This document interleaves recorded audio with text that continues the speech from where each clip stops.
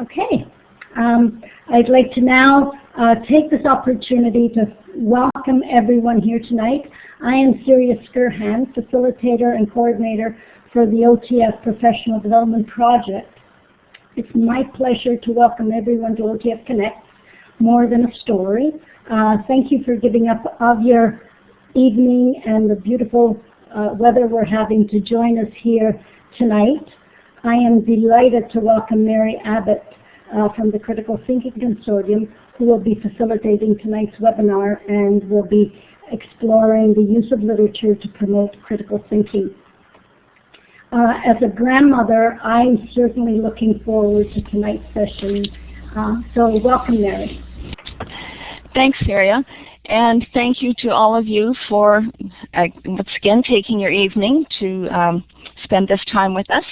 And I am not in Ontario. I am in British Columbia on Vancouver Island, so quite a ways from where you folks are. I gathered from when you were checking in that a number of you have mics and some of you don't. Could you just use the yes/no to indicate a green check if you have a mic and an X if you don't have a mic?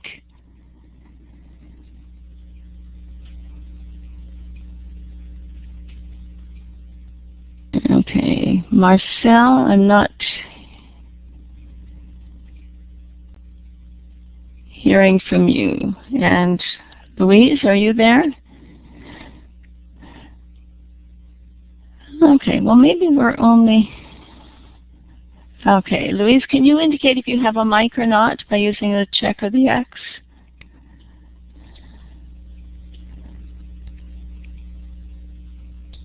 Okay, so Louise has no mic. So those of you who have a mic, I encourage you to use it when you wish to participate, but just remind you, as the video indicated, to turn it off when you're finished speaking. And at any time, if you have any questions or comments, we're a small group and pretty informal. Just click the little hand button and we'll stop and take questions. Our session this evening is called More Than a Story, and I just want to preface this by saying the title doesn't imply that there's anything wrong with just reading a story. We're not suggesting that a story always has to be something more than just the pleasure of sitting down with children and reading a story. But sometimes we want to use a book to really richly to inspire thinking and critical thinking in this case. So that's what this session is about. Now, I found out where you're from, mostly Southern Ontario. I'd like you on this slide to use the text tool, not the text tool, the icons, and choose an icon and just put it beside the grade that you teach. So just pull it out and choose your symbol. Okay, we've got the smiley face floating here. Does that to go to 5, 6, library, 2, 3. Okay, so we've got a bit of a mixed group. Our focus is on elementary, so I think it will be applicable to all of you. The person who's the other, can you just either turn on your mic or type in the chat box what your role is? So I'm not familiar what CERT is, Louise. It's not a BC term.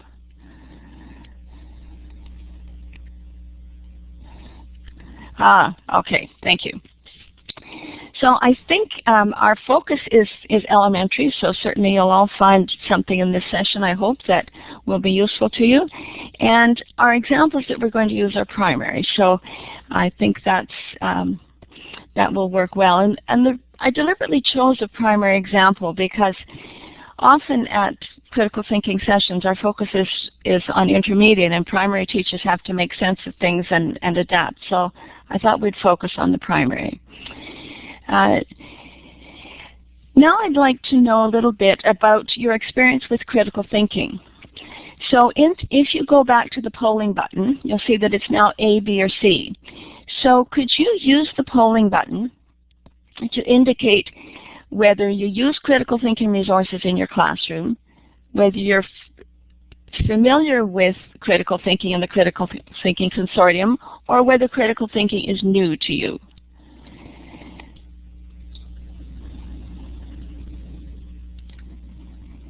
Okay, so we've got Elizabeth, can you so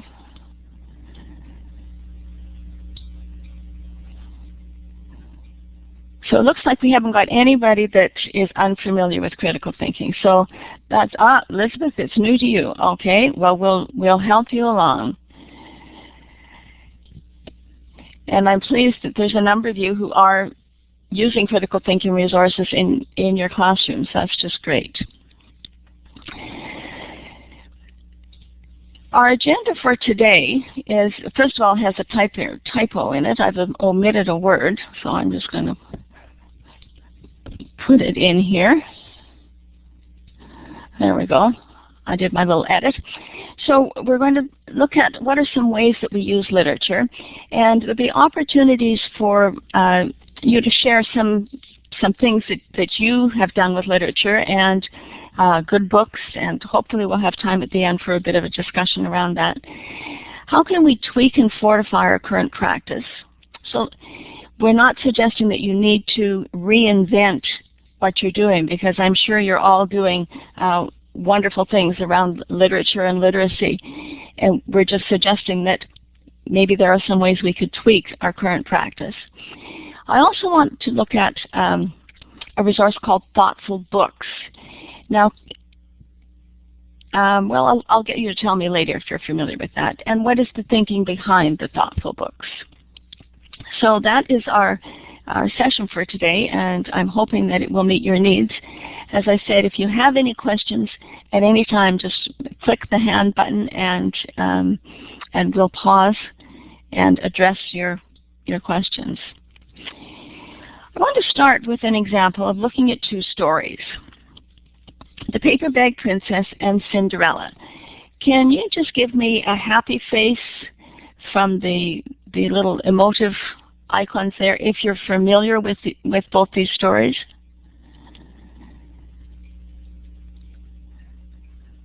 They're pretty common stories. Okay, yeah, I thought you probably would be. So the two stories I've chosen are The Paper Bag Princess and Cinderella. And my question for you is to look at this question. Who is the more admirable character, Elizabeth or Cinderella? And is this a critical challenge? And in the question, we're assuming that students would have to explain why. So use your, can we go back, Syria, to the check and the X, please, on the polling?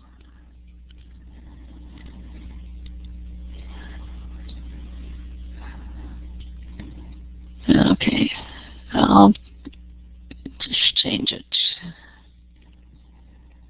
Okay, so just use the check or the X beside your name to indicate if you think this is a critical challenge. And by a critical challenge, I mean a task that would invite students to think critically. So use the check or the X to respond.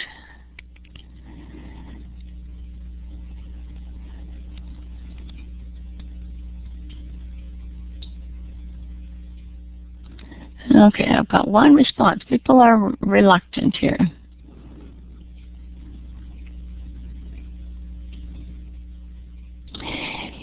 The question is this task a critical challenge? The task being, who is the more admirable character, Elizabeth or Cinderella? Is it a task that would invite critical thinking?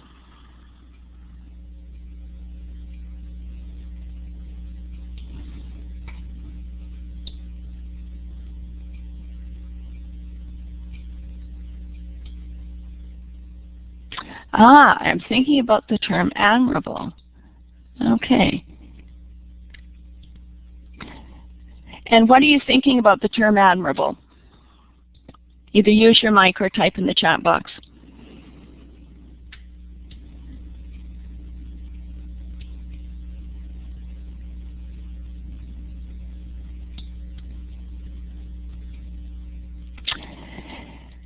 So Rose is saying what is admirable to one person may not be the same to another.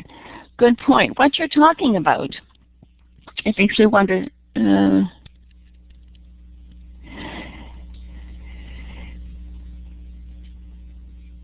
so Louise thinks Elizabeth is admirable. Based on what, Louise? Can you just elaborate on that?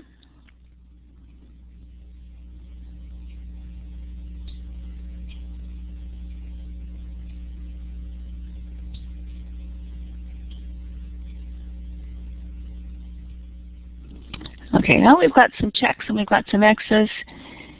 All right, let's have another look here. This is our criteria for a critical challenge. It invites a reasoned judgment between plausible options in light of criteria. It uncovers the curriculum.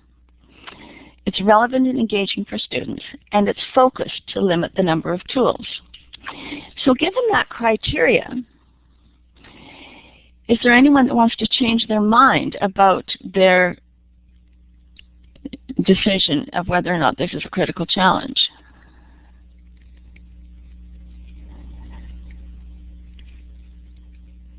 So Rose is saying the criteria is missing. The criteria, when we're asking students to think in light of criteria, the criteria generally falls out of the question. So you've really opened up the door here in your comments and in your questions about what makes something admirable to the next question. So critical thinking is criterial thinking. It's making a decision, a reasoned judgment between plausible options in light of criteria. And we call the criteria that are used as decision-making criteria, we call that the criteria for judgment. So this criteria for judgment is probably the most important tool when you're looking at a critical thinking question or task. When you think about our question, is who is more admirable? What tools do students need to respond to this question? What do they need to, if you're not familiar with the tools, then think about what do they need to know in order to be able to answer this question. And I'm going to advance the slide and just ask you to type on the screen. So use your text tool and type on the screen what students need to know in order to decide who is the more admirable character.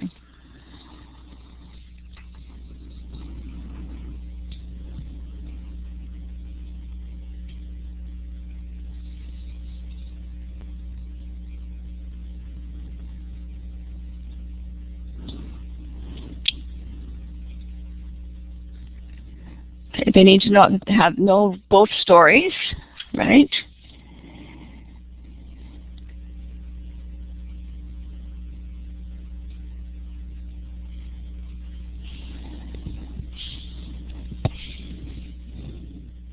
The definition of admirable, right? What are the characteristics of an admirable character? I'm going to put these two together because I'm not wanting to move. Definition of admirable. They're talking about the same thing. Anything else they need to know?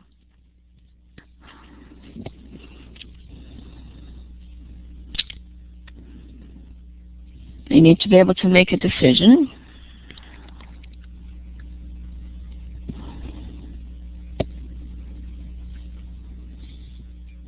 And support it, right? This supporting it, what would they need to know about in order to support it? What's the term that we would use to provide support?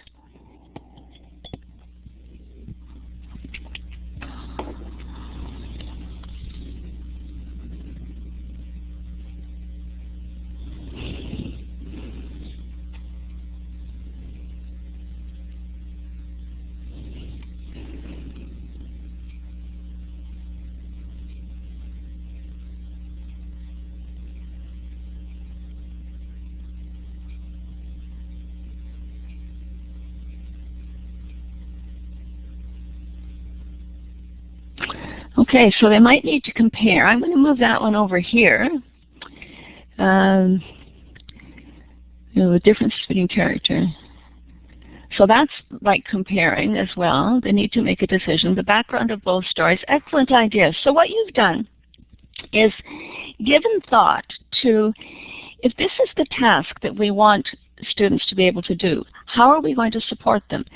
And in the model of critical thinking that the consortium uses, we've identified 5 tools that goes back to this model. The background knowledge, the criteria for judgment, and this is the decision-making criteria, critical thinking vocabulary, which is thinking vocabulary, thinking strategies, which are organizers, and habits of mind, which are dispositions. And I'm assuming that these are familiar to you if you've had experience with critical thinking. Now, on this chart, I think I've got the same things that you did. I've just organized them under the tools. So students would need to know about both stories. And the one I added was character traits. So they would need to understand that the term character traits, that they're qualities of a person. The criteria for an admirable character, and someone made the comment in the chat box that what might be admirable to one person wouldn't be to another. And that's why it's so important to establish a common criteria and to establish that as a class. So everyone's working from the same criteria. Now the one that I've suggested, or the person would be a role model, worthwhile, and I think worthwhile isn't really a good term. I think it's quite subjective.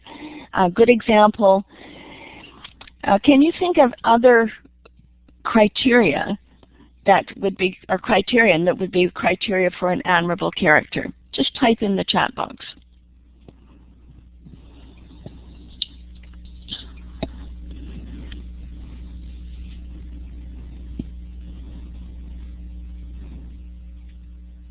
Someone who's honest might be an admirable character, or fair.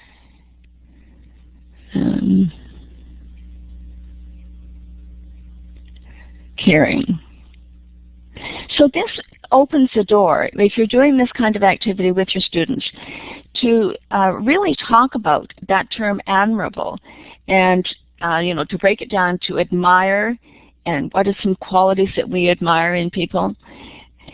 And it would be important when developing that criteria for judgment not to be too narrow, but because you need, the kids need to have room to make their judgment. But somebody who is a role model might have those caring, fair, and honest qualities that you're talking about.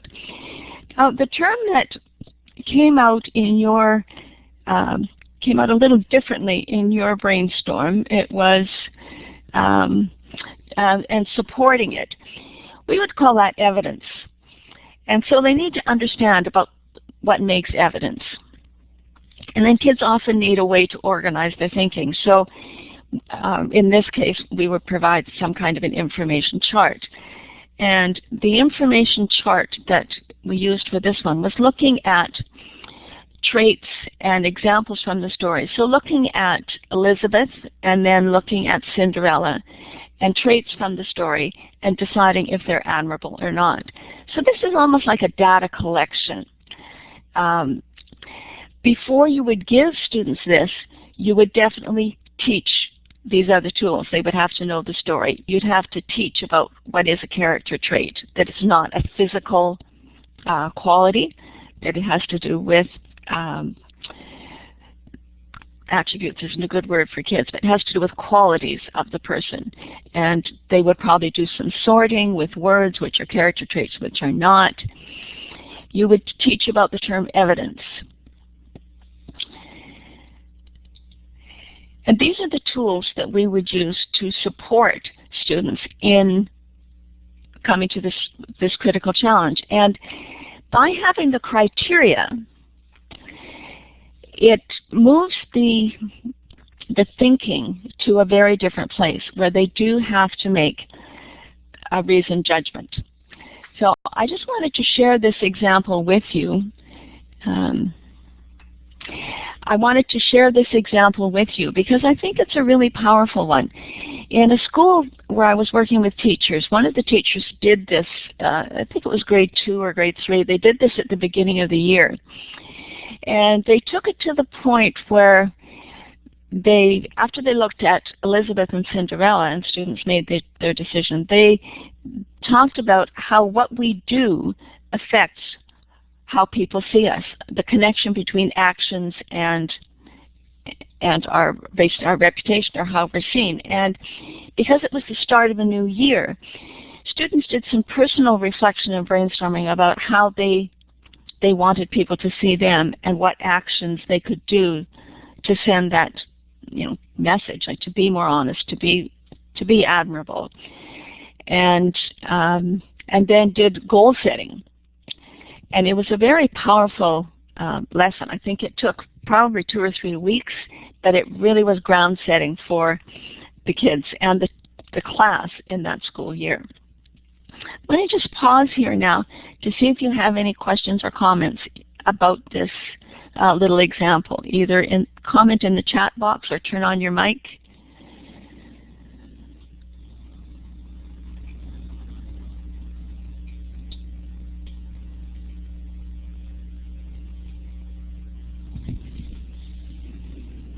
I see Louise is typing.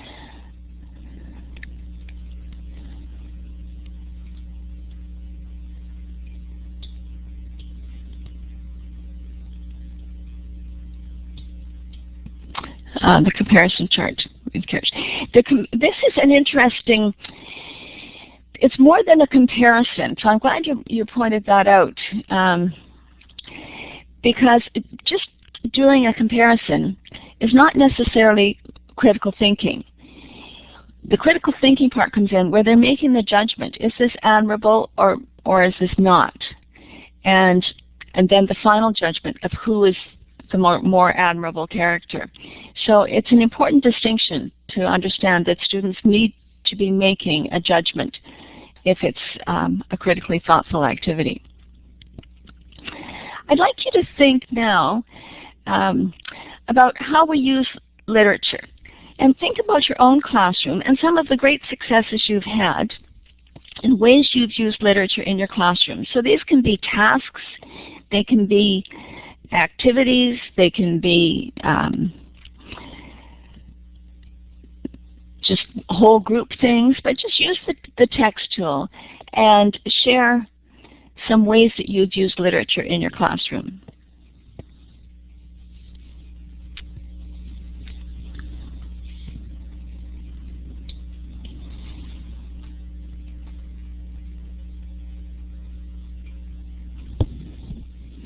So use the text tool and type right on the screen, please. Book talks.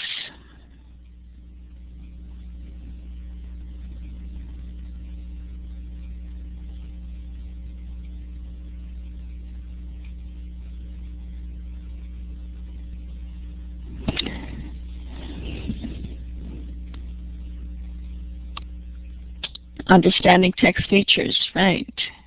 Character education.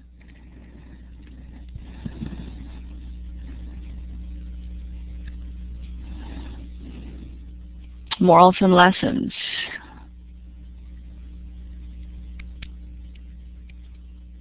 Modeling for writing development, great for dramatic plays, like Reader's Theater, or great ideas. So you're all starting from a great foundation, which is no surprise, where you've got just a lot of good ideas of things that you can do with literature. And I've just got a few more suggestions here. Comparing two characters, graphing the plot, identifying the symbols used in the story, looking at characters, looking at setting, retelling the story, and your suggestion about the book talks, and I think this one was on text features, character education. A lot of the things that you've suggested here are kind of the goals of using literature, making connections to their own lives,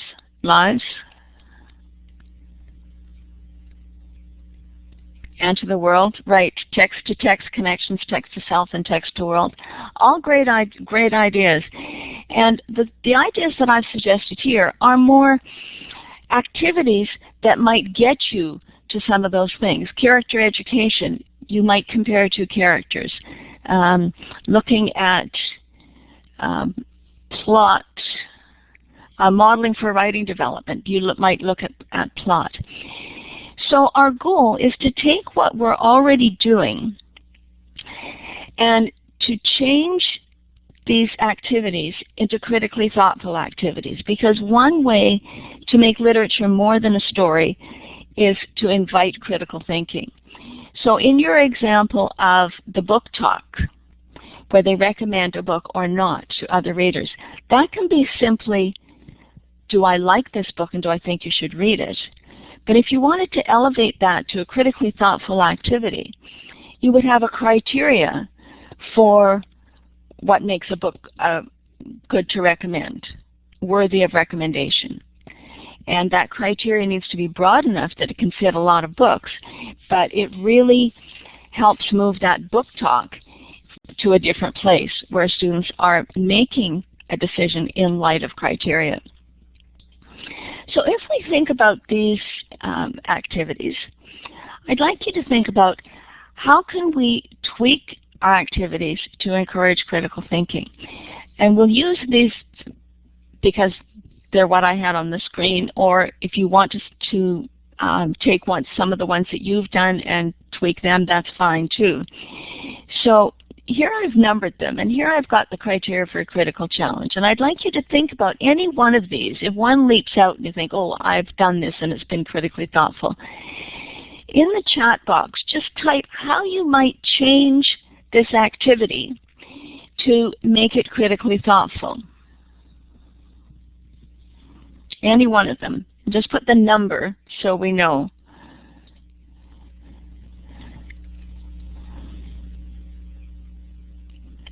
And welcome to our new person who just joined us.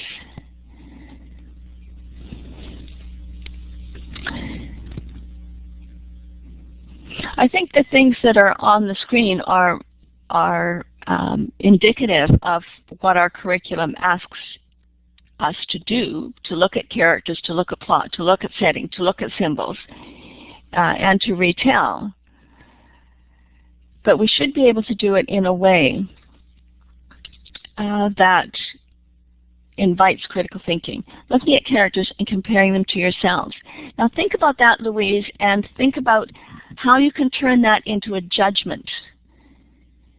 If we're just comparing,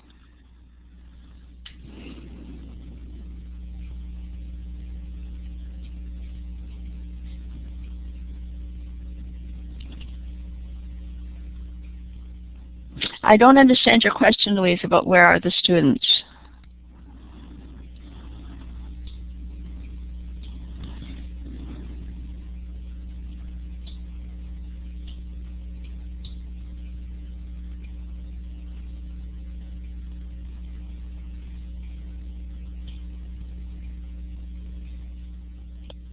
Oh, and their understanding of...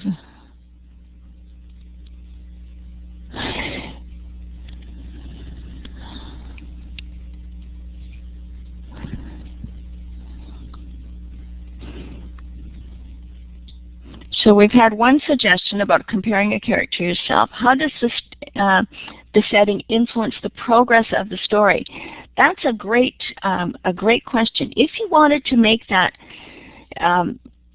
clearly critical thinking, you might change it to what is the most important feature of the setting that influences the progress of the story. So again, making a judgment about what you want to get at is the setting, but you wanted to make a judgment about the most important feature of the setting that affects the progress of the story. And then they have a criteria for important. Some other ideas.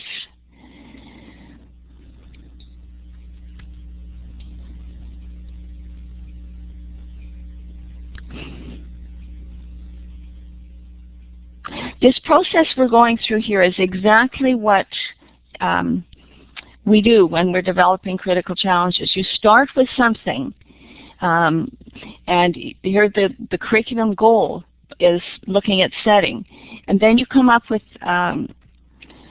tasks that can help you do that, like describe the setting or how does the setting influence the progress of the story, and then massage that some more until you get it so it makes a critical challenge. Okay, have we got any other ideas how we could change any of these?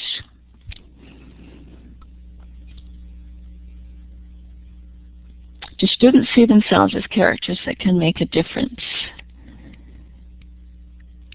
Okay, do you see yourself as a character who could make a difference? Okay, that would be a good critical challenge even without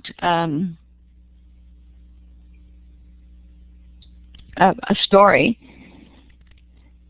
In comparing themselves to characters in a story, you could ask them to say, is this person a little like me, a lot like me, or not at all like me? And then they're having to make a decision. They do their comparison. Okay, let's have a look at some of these. Oh, we've got Rose typing. If you've got another idea about how we could change any of these, please put it in the chat box.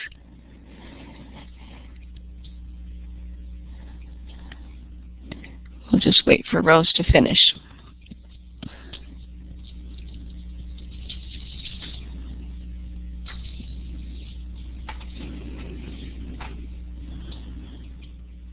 How does a plot graph compare with the plot graph of another story? Again, you're doing a comparison, and that's a really good thing to do, Elizabeth. Now think about, what are they going to do with that comparison? They need to make a decision. Which story is more dynamic? Which story is more exciting?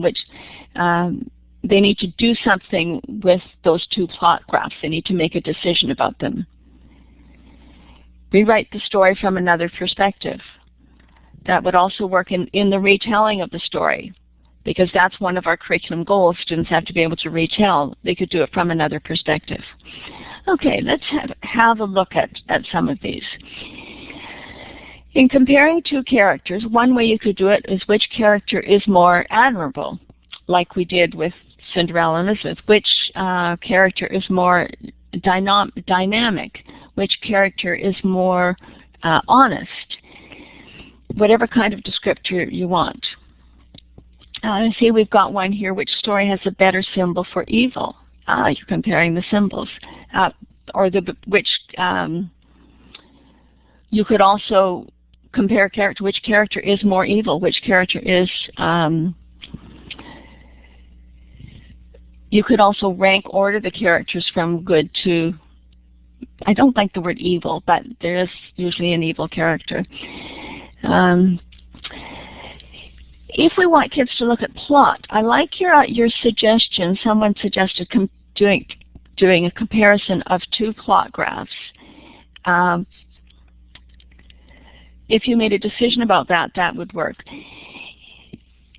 You could have them do a plot graph and then change one event in the story to alter the outcome. And the plot graph would give a good descriptor of the events, or a good picture of the events, and choose one. Which one would you change, and so the outcome would change. Someone had one about symbols. Which story has a better symbol? Again, you're comparing two stories. Which symbols are used in the story? That's just a find the information. But if you rated the use of the symbols in the story, if there were 5 being excellent and 0 being not so good, so you're having students, they still have to understand about symbols. That's the background knowledge you need to teach them. But they're doing something with that. They're they're really deliberating about the way the text is written. How well have symbols been used? Comparing characters yourself with, when you say which character would you like to be, that's a preference question. That's what we call a type 2 question. Instead, is the character a lot like you, a little like you, or not at all like you? And of course, they would have to find evidence, and they would need to know about identifying character traits. Rewrite the story in another setting. If they're going to change the setting, they need to still understand about setting. Someone suggested tell the story from another person's perspective. That would get at the retelling of the story, or write a sequel to the story. So what we're trying to do in tweaking these critical challenges is to still uncover our content areas, but in ways that invite students to really think critically and make a decision. Any comments or questions about this? And does anyone have a question that they have used this week, or they planned, or last week, that they would like some help from the group to make it more critically thoughtful? A question you think is a good question, it's almost there but not quite hatched.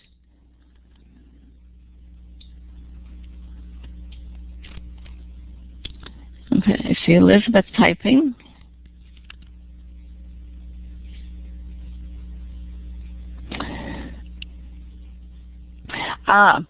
That's true, and that's Elizabeth saying these are difficult for many students to break down and answer, and that's where teaching the tools come in.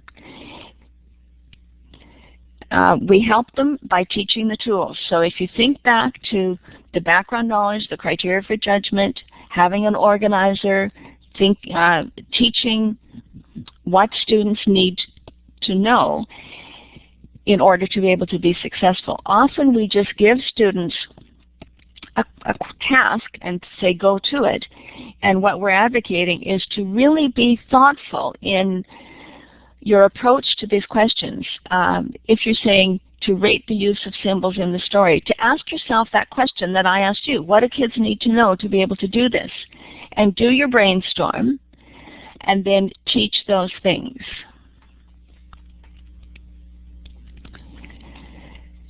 There's not a build-up to the questions. It's not hierarchical.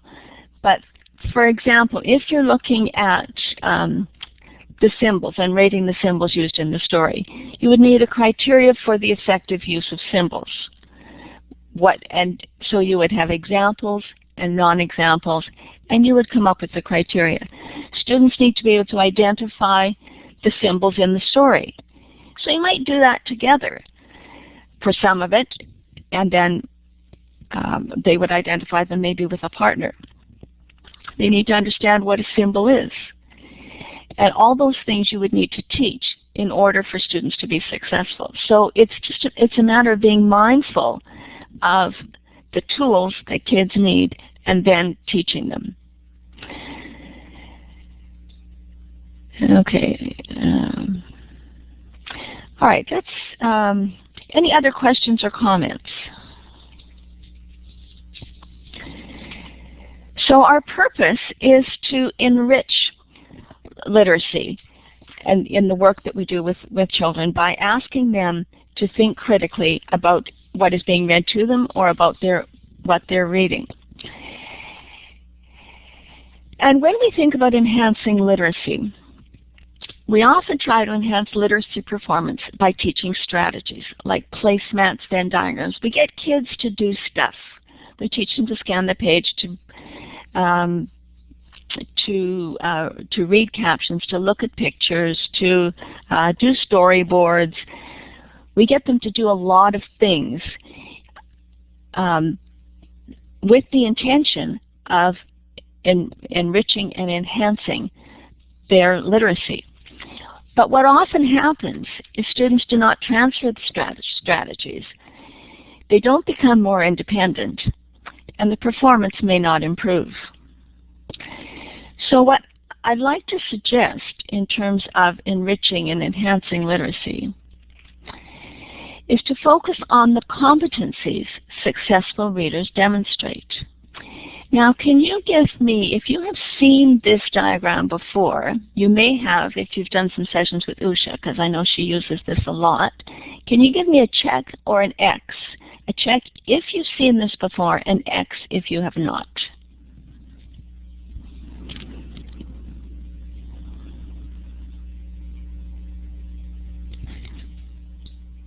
Okay, so Rose and Tricia have seen it before.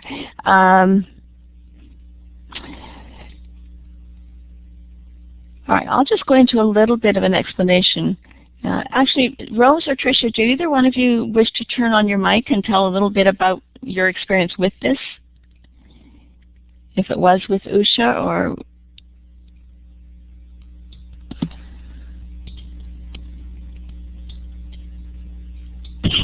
Hello?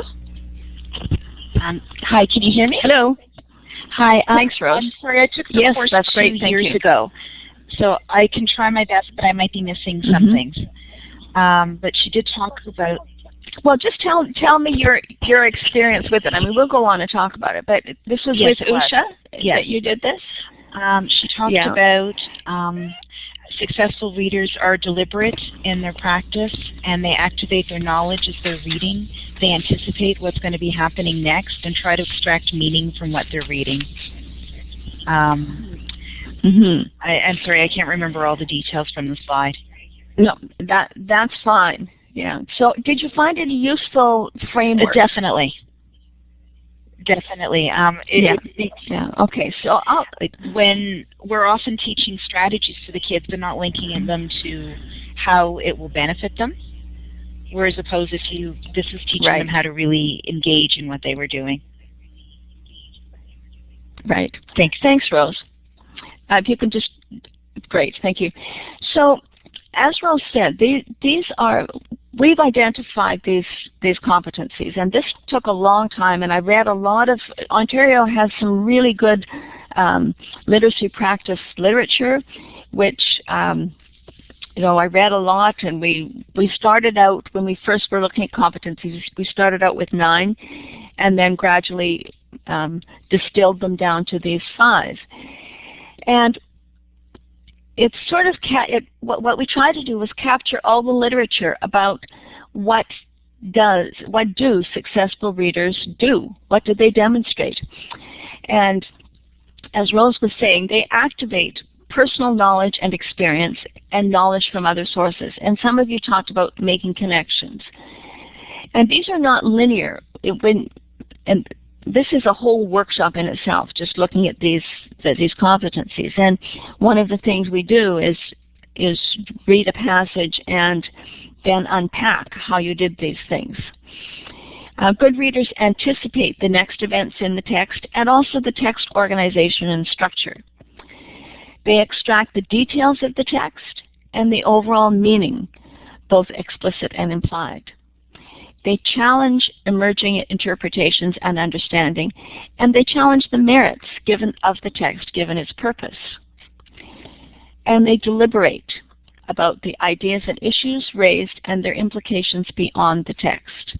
So in that example of the admirable character, an example of the deliberation would be if you took it to the level of, well, how do I want the world to see me, and what's my plan? What's my personal goal for this year?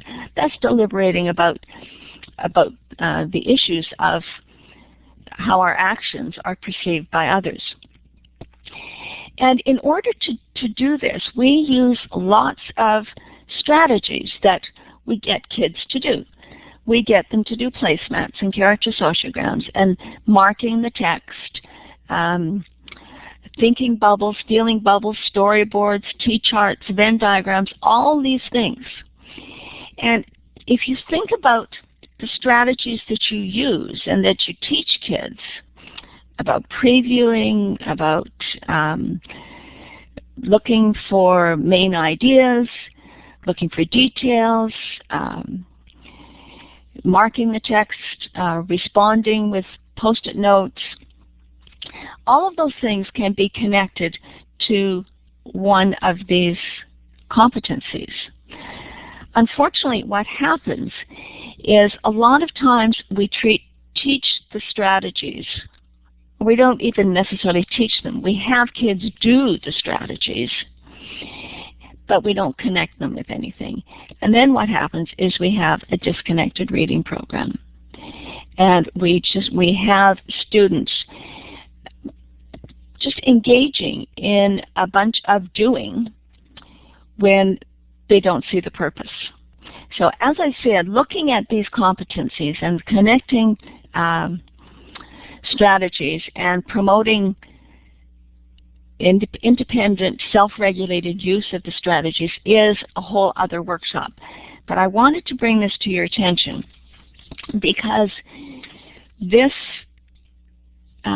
model, looking at competencies and looking at strategies that support the competencies, is the foundation for the thoughtful books. And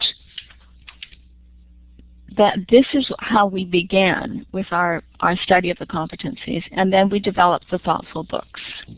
Any questions or comments about the, I very briefly just looked at this, but any questions or comments about this framework?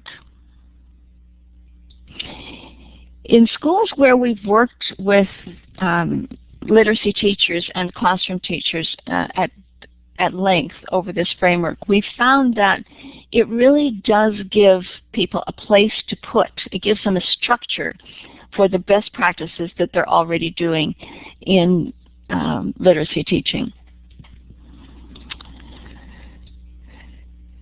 So that's another way to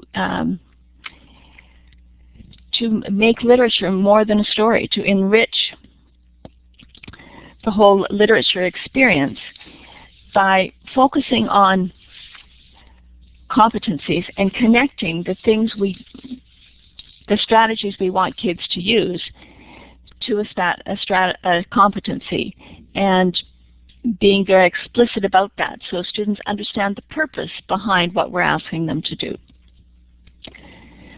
I'm going to go on now and talk about the thoughtful books. Can you just give me a check or an X? A check if you have seen and used the thoughtful books, and X if they are new to you.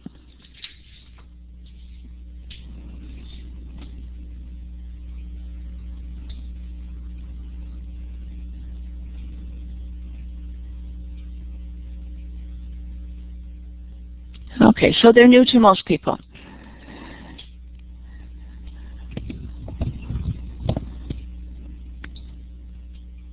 Okay, Tricia's typing.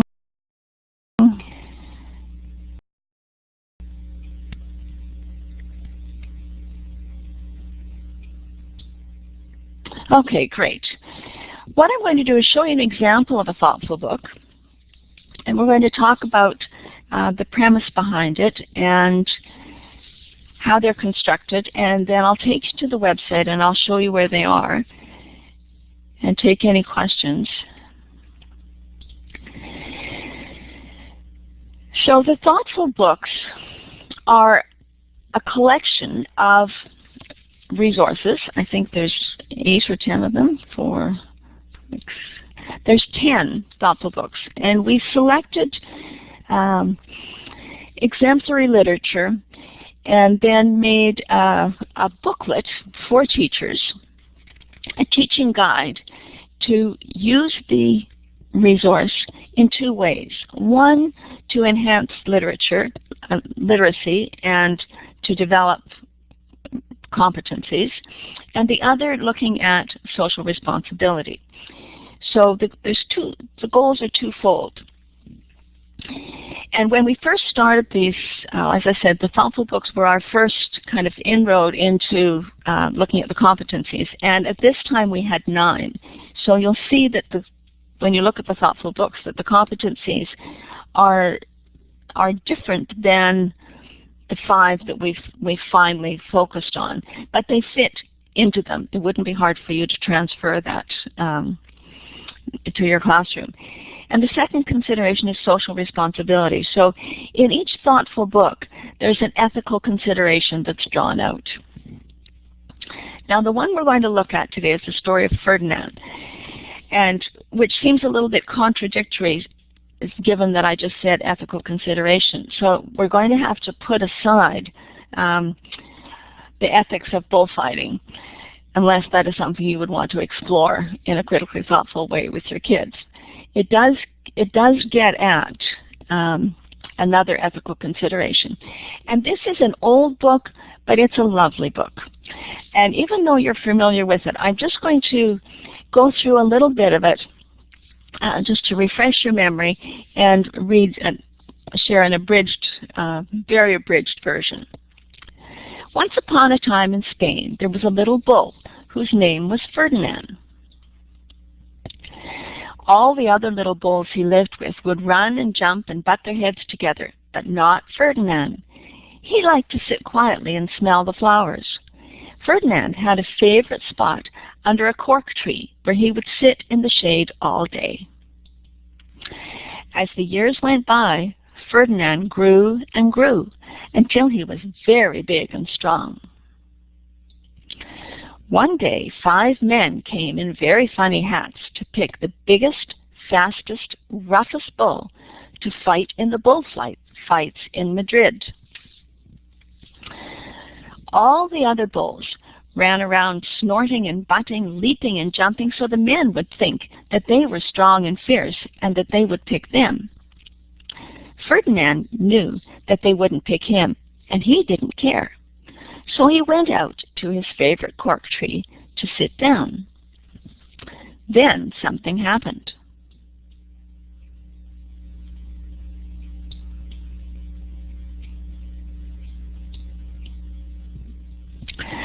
The 5 men saw Ferdinand jumping, and they all shouted with joy. He was the biggest and fiercest bull of all, just the one for the bullfights in Madrid.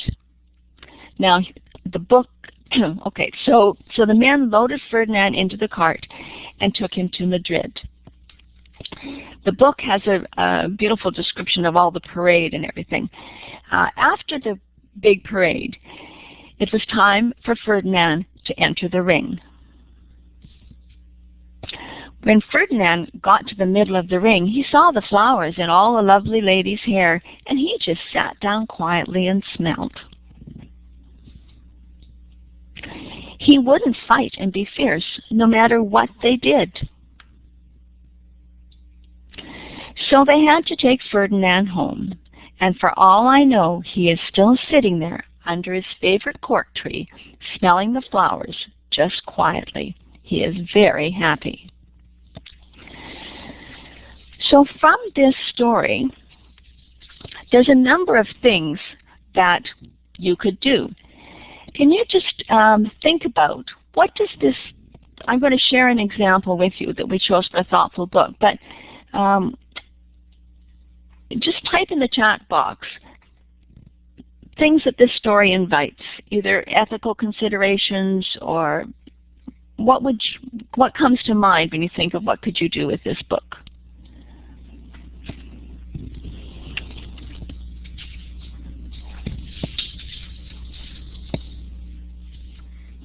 I'm not seeing a lot of typing.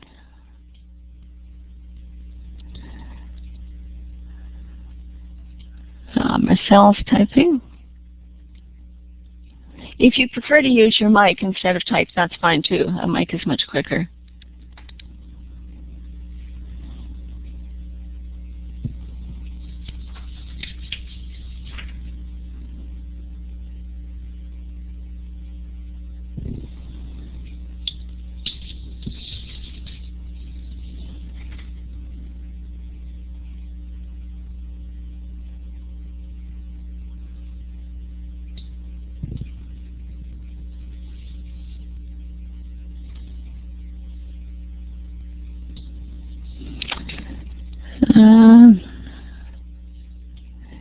Make a connection to another story. You could do that. And this is the way that we start to develop critical challenges, is by thinking about, well, what could you do that's connected to the curriculum, and then perhaps a question about how we behave to peer pressure. That's kind of a connection that we made in a bit of a way. That it's the route that we chose to go was jumping to conclusions. That was the ethical consideration we thought this book invited. So with that in mind, the critical challenge was to provide good advice for the 5 men to help them avoid making mistakes again. So that's our critical challenge, and it speaks to the ethical consideration of jumping to conclusions, and it does meet our criteria for a critical challenge. So the next thing we ask ourselves, first of all, we say, are they making a reasoned judgment? Does it meet the criteria? And then what tools would students need to complete the task? So in the chat box, just type what tools you think students would need to complete the task. What do students need to know to be able to do this? And you don't need to label the tool as background knowledge or anything like that. Just what do they need to know to be able to provide good advice to the 5 men?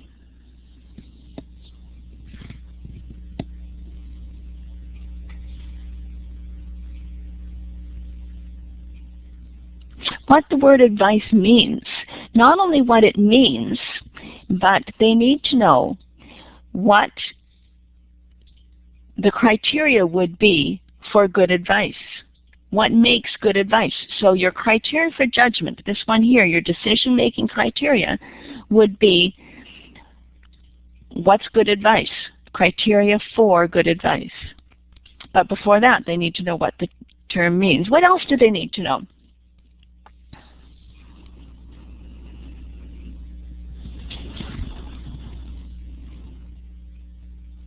The qualities of a bull, of those bullfighting bull.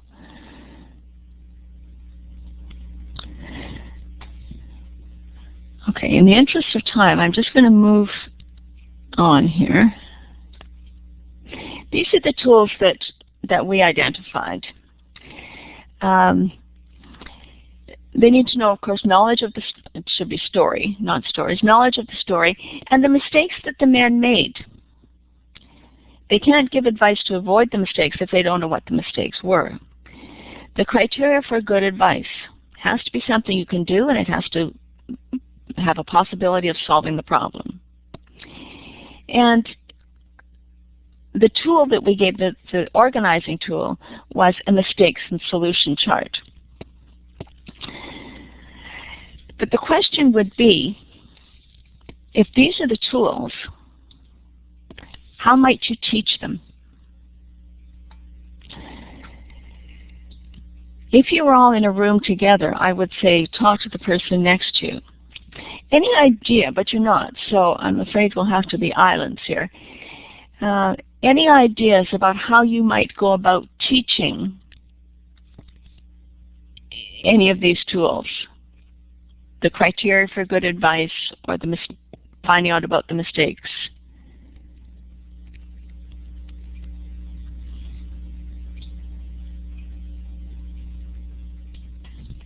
We'll just pause a minute while people are typing.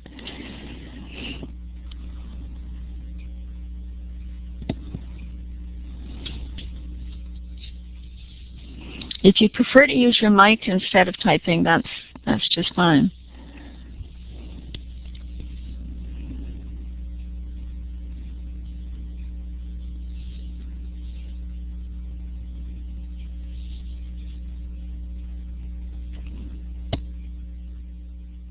Talking about giving advice, if anyone had received advice, act out a poor way to give advice and compare it in a good way.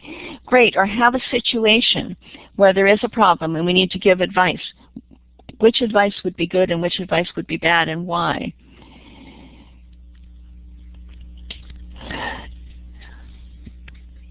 They could work in groups, or you could do it as a whole class to find the mistakes that were made, right, and why they happened, and how they could be prevented.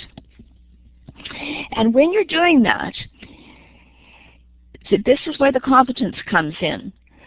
When you're finding out the mistakes that the man made, and you're taking that information from the story, you're extracting information. So if you have a strategy that helps kids do that, or just using that term, we're going to extract the information because that's what good readers do. We're going to find out what the mistakes the men made. And we're assuming, of course, that your kids understand that, about mistakes.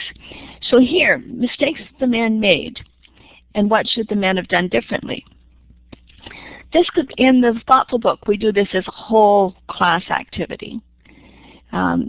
Depending on the amount of support your kids need, it could be a pair activity. It could be, this is the beauty of teaching the tools, is you can adjust the tools to differentiate your instruction. As a whole class, you could identify the mistakes the men made. It could be a partner discussion to decide what the men should have done differently, and then sharing after that. And then talking about advice and what makes good advice, developing the criteria for good advice. We don't have an organizer for that, but in the thoughtful books it talks about giving a situation and different kinds of advice and deciding which would be good advice, and then from there your criteria emerges. And notice we made the criteria really simple. You have to be able to do it, and it has to address the problem. Simple and easy for kids to understand. And then the next time the 5 men are looking for a bull, they should do this, and this is good advice because, so they have to justify it. And then, of course, there's room for a picture. And when you're thinking about criteria for good advice, it's transferable far beyond this story or this activity. So that's another dimension that you can take this, is looking at, you know, when we provide advice to each other, or when somebody gives us advice and we need to decide if it's good advice or bad advice. So it has a lot of potential. This is quite a generic criteria, the criteria for good advice, that can be applied. If somebody's giving you advice about how to solve a problem, it's an example of how kids can be critically thoughtful in incidents in their own lives. Is it doable, and does it solve the problem?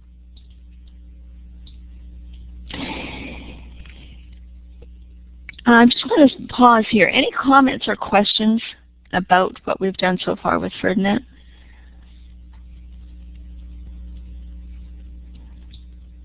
Okay. In the thoughtful books, there is a more advanced critical challenge, and this one is developing questions that you could ask to help you get more information and avoid jumping to conclusions. So pictures are provided, and there's examples about jumping to conclusions. If you see somebody who's skinny, you might jump to the conclusion they're an athlete. And how do we avoid that? This is really the application and the uncovering of the ethical consideration, and practicing the competency of deliberation. Or, you know, it's not a good thing to jump to conclusions, and why isn't it? And how can we avoid it? And what conclusions might you jump to? And what questions could you ask? We need more information. And then, of course, you have a criteria for a question for a good question, that it gets you information and it's not just a yes or no. So that's the next step. In the thoughtful books, what we've been talking about today is tweaking activities so they're critical challenges, intentionally developing the competencies, and teaching the tools needed for success. And this is the focus of the thoughtful books. The structure of the thoughtful books: there's a before reading activity, a during reading activity, and an after reading activity. And there's 3 levels. There's an exposure level, an investigation level, and an application level. And that's the level of the critical challenge. So you don't have to do the whole thing. In Ferdinand, looking at the pictures and developing questions so you don't jump to conclusions was the application. The investigation was the advice. deciding if Ferdinand was, comparing Ferdinand and deciding if he was a good bull for a bullfight was their exposure level. So you can do all or some of the activities in the thoughtful books. I just want to show you where they are on the website. If you go to, and you don't need to do this now, I'll just take you there and, oh, I do need the dot.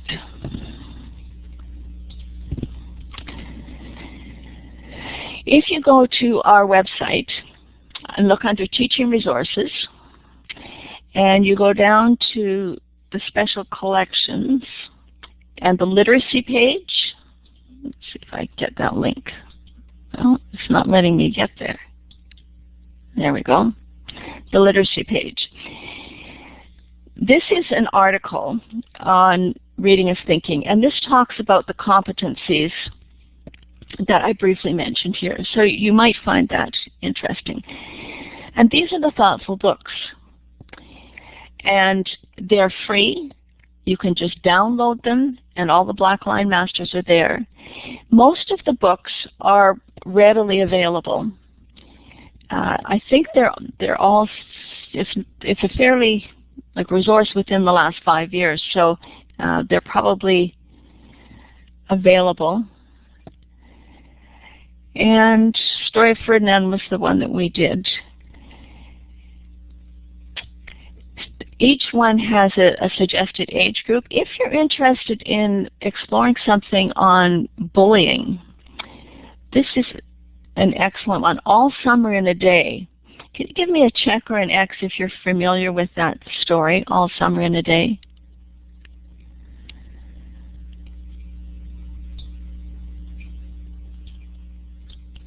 Okay, it's a story. This is for older kids. I wouldn't use this with primary kids because it's a very harsh story. It's about a fantasy story about children from Earth who live on Venus, and summer only comes once every 7 years. And just before summer is about to happen, and summer only happens for 2 hours, one of the children in the class is locked in the closet. The class bullies her. It's an example of bullying. They lock her in the closet, and the thoughtful book really gets at kind of the group responsibility of being, when you're passive, you still have responsibility, and but it's a very powerful story. So that would be suitable for older kids. 3 Questions looks at what does it mean to be a good person. Nikolai is searching for what does it mean to be a good person. Gardner is a story about a little girl who goes to live in the city with her uncle, so she leaves home, and it's a story about kindness. So each one has an ethical consideration, and they've been very well received by teachers. And as I say, the competencies that we identified are different than the 5 that I shared with you today, but you'll be able to adapt them to fit into that framework. Okay. All right. That's what I have to share with you today, but I did want to leave time at the end for you to share any great book titles with each other, or any activities that you would like help tweaking, any questions or comments, either with the microphone or with the chat box. The chat box is somewhat slower, so if you have a mic, I'd encourage you just to turn it on and make a comment, or put up your hand and share something.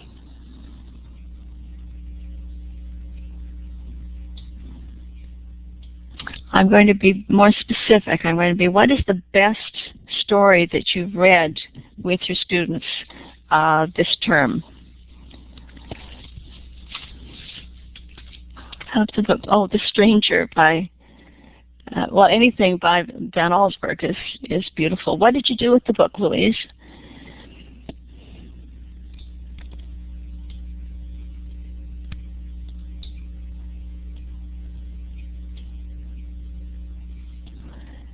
Harris Burdick, I don't know that one. Inferencing. So I'm assuming you had a criteria for what makes a good inference, Louise.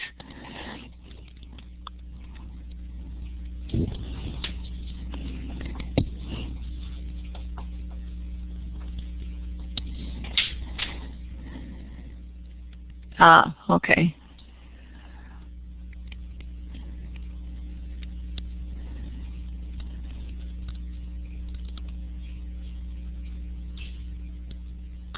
I think children's literature is just so rich now, and it's just so, there's so many wonderful resources. I would love to spend a workshop day with a group of teachers where people brought books and we shared books and developed critical challenges to go with them. I think that would be such a great day.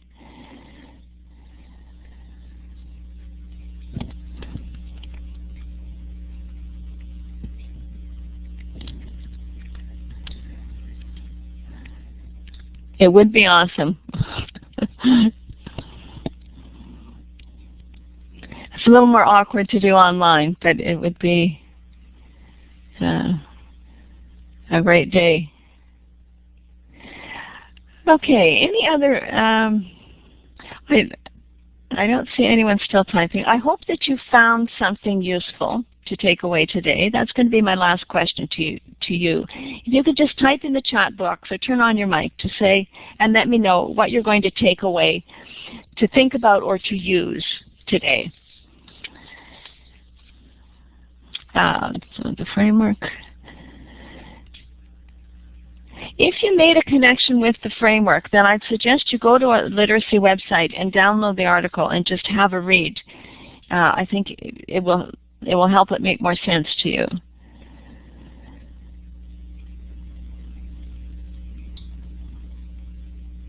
Okay.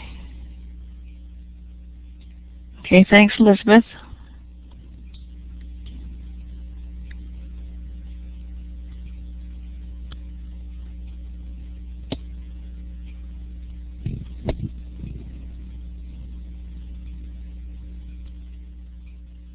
It's always a good reminder to Louise, looking at that idea of judgment and critical thinking. You know, we just, even if you're familiar with critical thinking, it is a good reminder.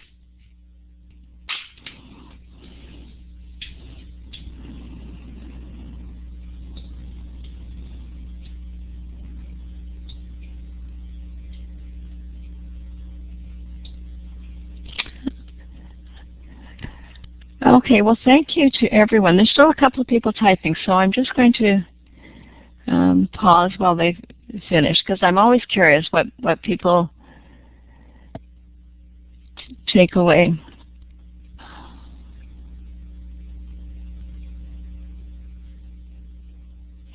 Well, Elizabeth, if you teach at the primary level, I think the best way to learn about critical thinking is actually to do it. And if you look at our book, Critical Challenges for Primary Students, which is available on the website in the store, it's got critical challenges that can be done in just a few lessons, and you'll learn by doing.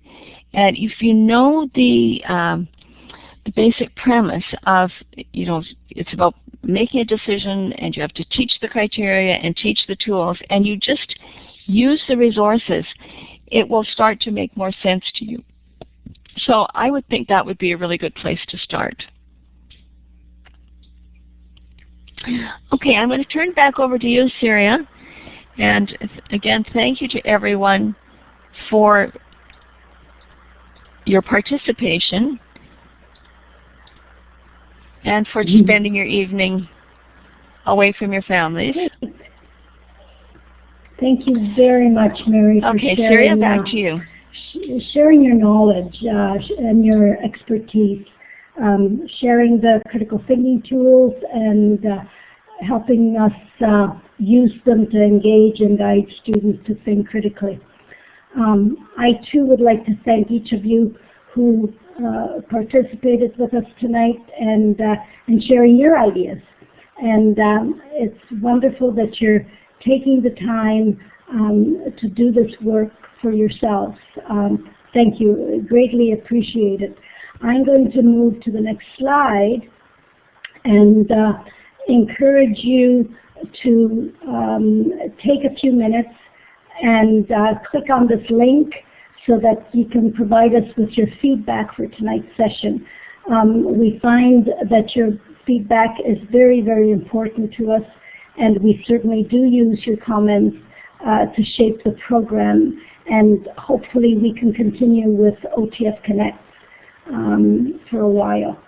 In addition, please share the OTF Connect site with your colleagues and encourage them to check out the upcoming sessions. And I would encourage you also to look ahead at some of the sessions that are happening. Now, next week we've got 2 sessions. I guess one would not pertain to you. It's financial literacy in the secondary curriculum with Chris Allen. So if you have any colleagues in the secondary, this is a very valuable workshop. Chris Allen from the Investors Education Fund shares an enormous number of resources with teachers. So if they're teaching financial literacy, this is certainly very helpful. And next Wednesday we have the My Hero project, and this is a little different twist from tonight's session, where they're using technology to enhance your literacy in your programs. In addition, we have media violence workshops this year that are new, and at the end of May there's one on domestic violence and how it affects us in the workplace. So again, thank you very much, Mary, and thank you to each of you for joining us tonight.